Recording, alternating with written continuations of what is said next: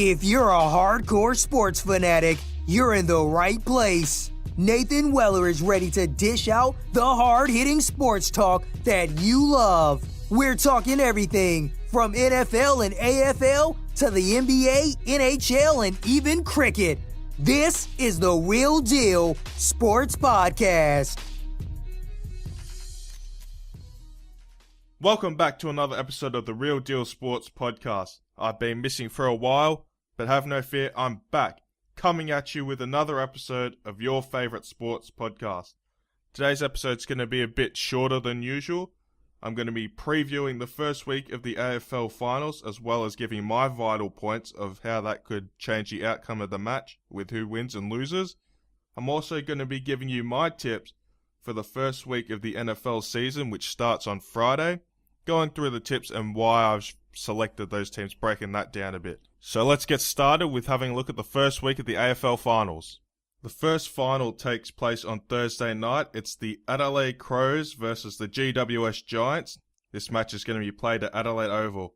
Both these teams aren't going into the final series with great form, if I could be perfectly honest. Adelaide losing their last two games, the latest being to West Coast, and the Giants are coming off a last round loss to Geelong.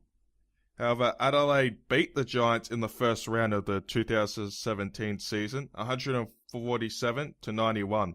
And Adelaide have been proven to be tough to be beaten at home. But if anyone's capable of causing the upset, I reckon the Giants are. I reckon their pace can trouble Adelaide's defense, especially if Talia doesn't play. But I think he'll play. It was just a little niggly injury. But yeah, it should be a good match going on Thursday night. Some of my vital points for this match are: the Crows are the best attacking team in the AFL, averaging a league-high 109 points per game. They were also ranked number 1 for marks inside 50. The Giants, however, are the leading clearance team in the AFL, averaging 42.3 clearances per game, and they were also ranked second for centre clearances, averaging 13.7 per game. So if they can get it out of the middle, get it down to Patton, Cameron, Lobb if he plays, could be trouble for the Adelaide defence. But if they don't win it out of the clearances in the centre, I think it's going to be a hard night for the Giants. Adelaide have had the advantage over the Giants, plain and simple, winning 8 out of their 7 previous matches. Adelaide have also won 9 out of their 12 home games this season. On the opposite, GWS have won 4 and lost 5 of their interstate games. Not a great record when they travel, but I still think this is going to be a good game. But I've got Adelaide winning by 22 points. The next final is Geelong versus Richmond, which will take place on Friday night at the MCG. Both teams come into this qualifying final in pretty good form. Both teams having good wins in recent weeks. This doesn't have to be said, but this is a huge moment for Richmond. They have a good opportunity to make a preliminary final for the first time since 2001. It's when I think Danny Frawley was the coach of Richmond at that time.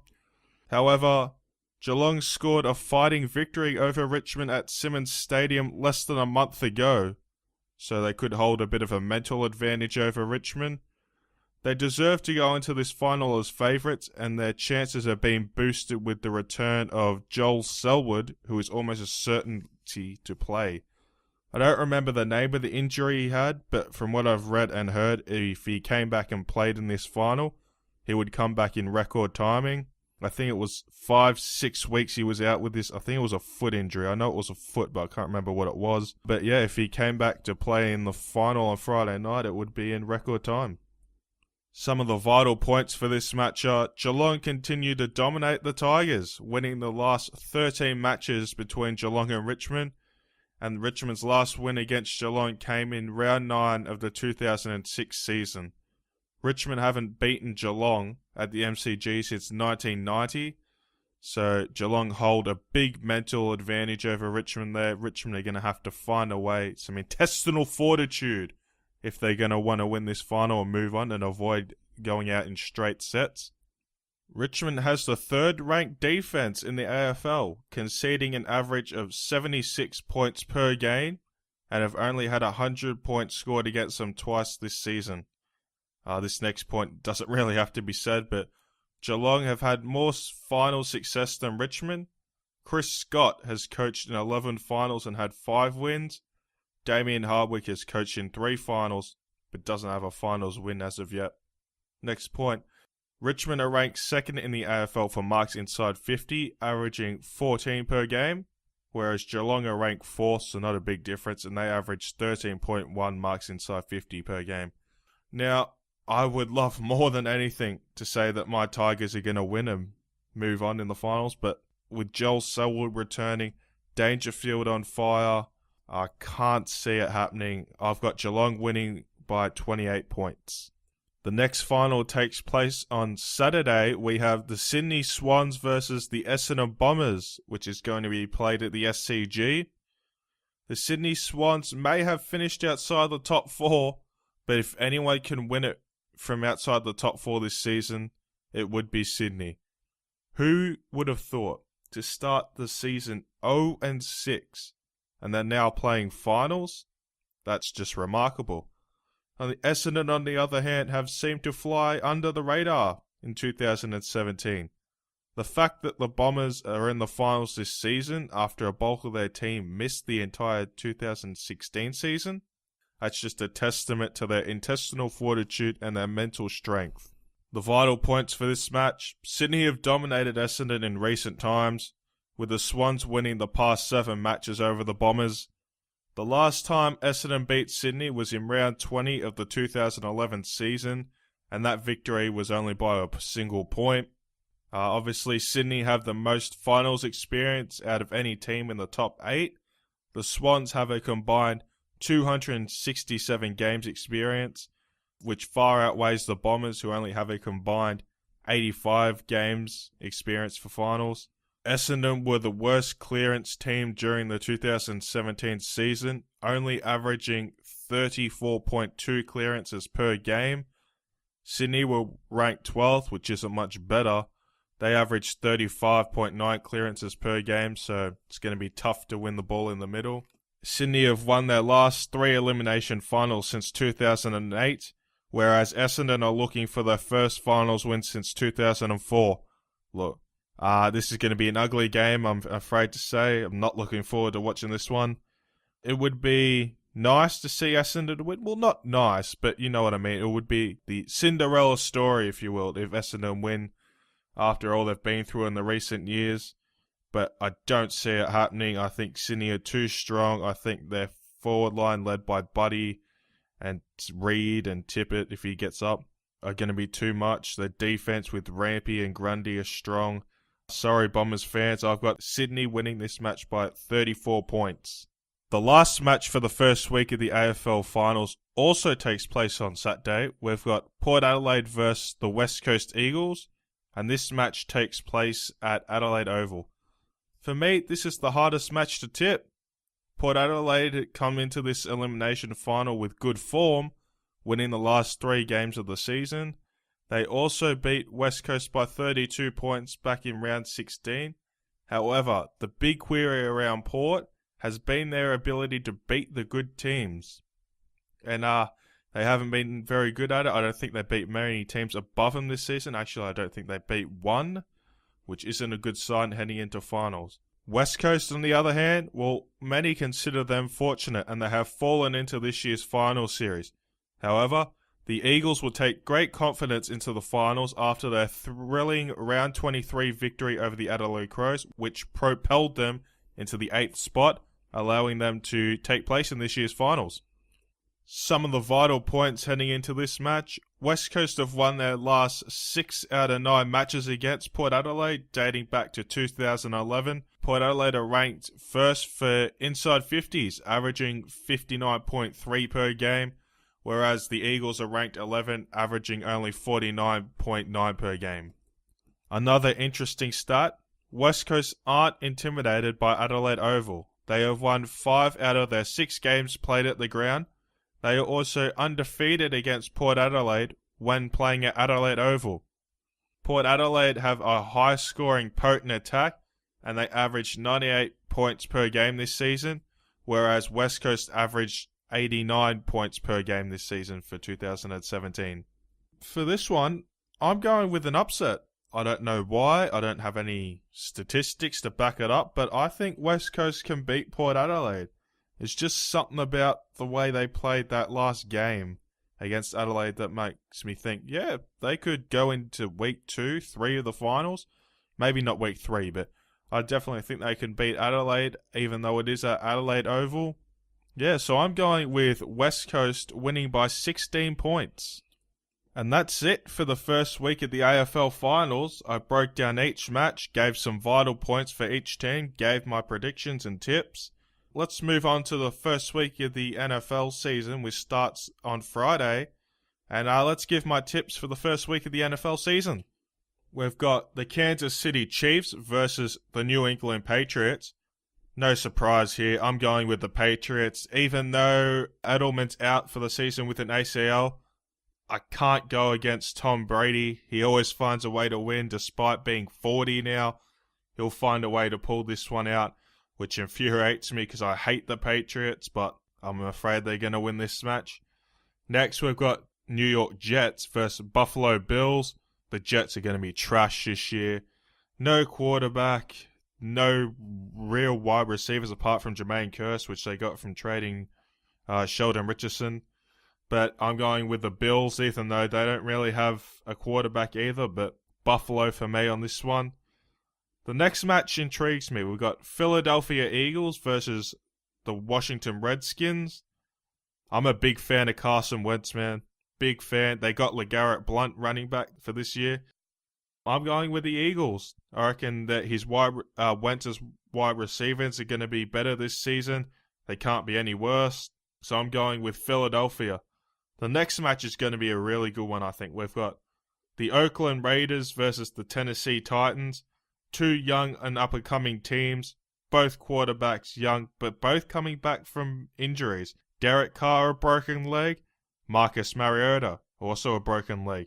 I'm going with the Titans, man. I reckon Mariota is going to step up, lead the Tennessee Titans to the playoffs this season. So I'm going with Tennessee. Next match, Tampa Bay Buccaneers versus the Miami Dolphins. Look, Miami Dolphins have Jay Cutler as quarterback. Automatically rules them out for me. I'm going with Tampa Bay. I reckon they're going to go 12-4 this year. Jameis Winston is going to have a big season. They just got safety TJ Ward from Denver. They've got good offense. They've got a good defense. I reckon they could go far this year. Jacksonville Jaguars versus the Houston Texans. I'll go with Houston. Not with any great confidence, but I'll go with them. Hopefully they start Deshaun Watson, not Tom Savage, because he hasn't thrown a touchdown pass in his career yet. I'd like to see Deshaun Watson go be the starting quarterback for the Texans. Don't think it's going to happen right away. The Jaguars, well, they've got Blake Bortles, Mr. Butt Fumble himself as their quarterback. I can't see them winning this match. Arizona Cardinals versus Detroit Lions. Detroit just signed Matthew Stafford to a massive deal. Makes him the highest NFL player currently. Overpaid, I reckon. Versus the Cardinals, who have an aging Carson Wentz and Larry Fitzgerald. But they've got a special player in David Johnson. I think he carried for over 1,200 yards last season. 16 touchdowns. He's a special talent, man. Special talent. Because of that, I'll go Arizona Cardinals. Next, we've got Atlanta Falcons versus Chicago Bears. Chicago Bears. They've got Mitchell Trubisky, who they traded up from 3 to 2 to select in the draft. Or they've got Mike Glennon, the world's longest neck, some like to call him. The Bears are going to be trash this year, like they have been in the past. I'm going with Atlanta. The offense is just amazing, man. Julio Jones, Devontae Freeman, Matt Ryan, man, Alex Mack. Can't go past those boys. Baltimore Ravens versus Cincinnati Bengals. I'm just going Baltimore. I don't like Cincinnati. That's all I'm going for that pick. Next match, Pittsburgh Steelers versus Cleveland Browns. Pittsburgh. Moving on. The Indianapolis Colts versus the Los Angeles Rams. The Colts season revolves around Andrew Luck. And if he can remain healthy, they'll have a good season. If he doesn't remain healthy, they'll have a poor season. He's just come off shoulder surgery, so we'll see how well he can throw the ball, if he can throw the ball. But I'm going with the Los Angeles Rams.